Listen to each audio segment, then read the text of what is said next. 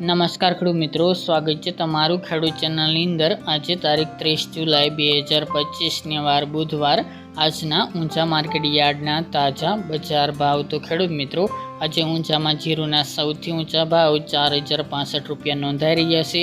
ફરી પછી જીરુની બજારમાં ઉછાળો જોવા મળી રહ્યો છે। 4000 પ્લસ જીરુની બજાર આજે ફરીવાર નોંધાઈ રહી છે। જીરુમાં વધઘટ સાથે વેપાર જોવા મળશે, જ્યારે અન્ય ચણસીના ભાવમાં પણ સામાન્ય વધઘટ નોંધાઈ શકે છે। તો ચાલો આપણે જાણી લઈએ કે રાયડો, જીરુ અને અજમાના ભાવ શું ચાલી રહ્યા હતા।